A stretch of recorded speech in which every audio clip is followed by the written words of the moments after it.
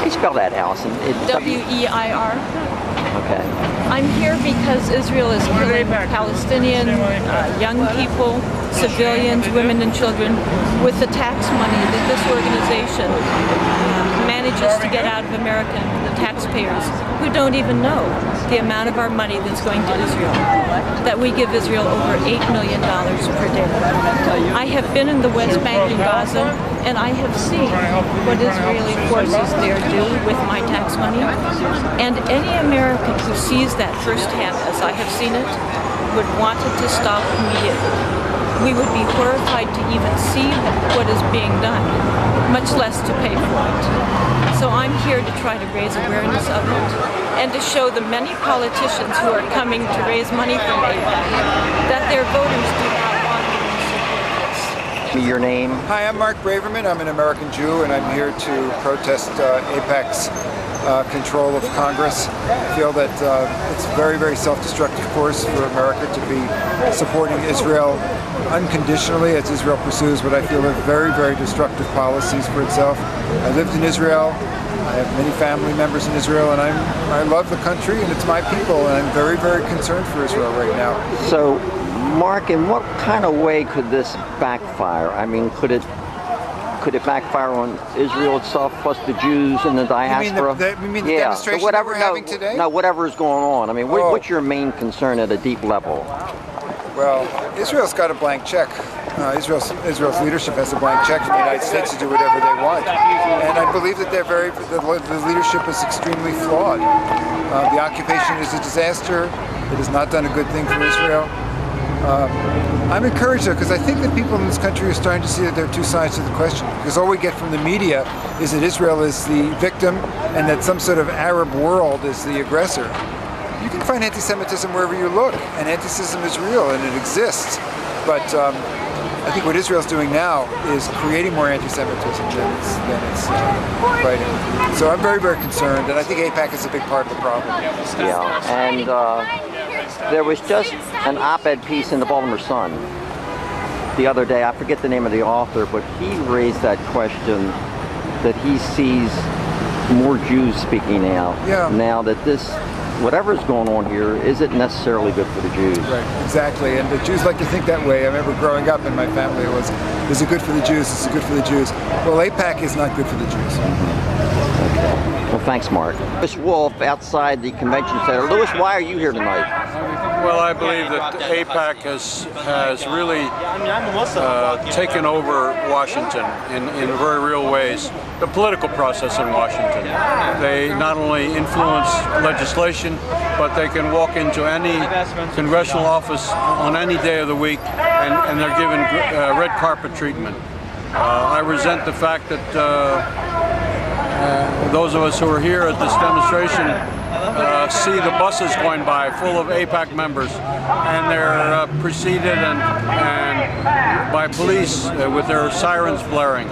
I'm paying, as a taxpayer, I'm paying for their security, and I resent that very much. I do not like the fact that AIPAC seems to think that they can do whatever they want because they've had the kind of access they've had. And I'm sure you know that the Larry Franklin case of his involvement with AIPAC as a spy from the Pentagon, passing them secret information, top secret information, is still a case, an open case. And it seems to me that it's time to put an end to AIPAC's excessive influence in Washington. Okay, thank you, Lewis. And you live in town here. You live in Washington. Right. Okay, thanks a lot. Doug, are you with Dawn? Yeah, loosely. Okay, and why are you here tonight personally? Well, I haven't been protesting much in the past 6 months because my wife came to America and she doesn't like me doing it, but I love protesting against AIPAC or Zionists because I can protest both parties and their role in creating wars. And they're serving, all the major candidates serve Israel. Israeli interests, war with Syria, Iran, Sudan. never mind what's happened to the Palestinians, right? Yeah. I mean, you know, they're under. Yeah, so they talk about a genocide in Sudan while they're committing genocide in Palestine. Okay, Doug. Anything else you want to add there? That's all. Okay, thanks. Thank you. Why are you here tonight? Why are you protesting? I've been interested in this issue ever since 1948 when I watched, you know, what they did in the United Nations, and it was wrong then to create a state for the benefit of one religion, and that was what it was for, and that's what it's for now. And one could only say, well, why not a Methodist state or why not a Baptist state? This is incredible, and we're fighting a war over religious purposes in Iraq right now. It's got to stop, and I think the United States should stick by the Constitution and stop upholding things like that. But I went to Jenin right a few days after they had bombed Jenin, and where we stood, you could smell the dead bodies underneath our feet. Jenin. Jenin, yeah. They bombed the refugee camp there all night. I was in the YWCA in Jerusalem, and you could hear the reports coming over the radio and the TV. People were screaming, the tanks are coming through our living room. And the families were still living in the house, and the tanks are just rolling right through their houses. And so then we went up there, a lot of people, reporters and supporters, and saw what they had done in Jenin. They just flattened the refugee camp. So, and of course, then the poster shows that many Palestinians are starving. Food is not getting through.